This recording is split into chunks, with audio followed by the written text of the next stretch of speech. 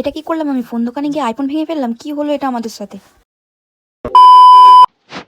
Hello guys, তো আজকে আমরা যাচ্ছি 1,00,000 টাকার ফোন কিনতে। না মজা করলাম, 1,00,000 টাকার ফোন না, আমরা যাচ্ছি আজকে আমার যে ফোন সেই ফোনটা এক্সচেঞ্জ করে নতুন একটা ফোন কিনতে। তো এই আজ প্রচুর ঠান্ডা পড়েছিল, আমরা তো প্রায় কাঁপতে কাঁপতে দোকানে পৌঁছে যাই, ফোন দোকানে। আর আমরা যত ফোন কিনি এই দোকানটা থেকেই আমরা ফোন কিনি সব সময়। তো আজকেও তার অন্যথা না, এই দোকানেই আমরা চলে আসি। আর আমরা অনেক দিন ধরে প্ল্যানিং করছিলাম যে একটা কম রেঞ্জের মধ্যে ভালো ক্যামেরা কোয়ালিটির ফোন কিনবো। যেহেতু আমরা ভিডিও করি তো একটু অন্তত ভিডিওতে ইনভেস্ট করতেই হতো, সেই মতো এখানে আমরা প্ল্যানিং করে চলে আসি একটা ফোন কেনার জন্য। তো আমাদের ফোনটা এক্সচেঞ্জ করে যেইটুখানি টাকা হয়েছিল কিছুটা দিয়ে একটা আইফোন চলেই আসতো। তো আমরা কিছু না ভেবে আইফোনই কিনে নিই, কারণ একবারই ইনভেস্ট করব, বারবার না।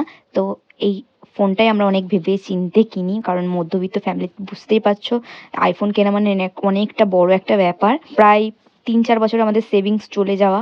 তো অনেক ভেবে চিন্তে আমরা দুজন আলোচনা করে ফাইনালি এটাই কিনি। ইএমআই করি অবশ্যই, ক্যাশে আমরা কিনতে পারিনি। যত সময় যাচ্ছিল আমার বুকের ভিতরটা ধকপক ধকপক করছিল, কারণ এটা অনেক টাকার প্রশ্ন, আর এখানে অনেক টাকা ইনভেস্টও হয়ে গেছে এই ফোনটা কেনার পর।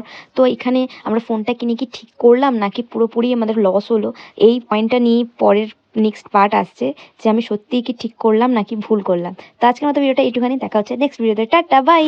প্লিজ ভিডিওতে একটা লাইক তো করে দিও। Bye bye.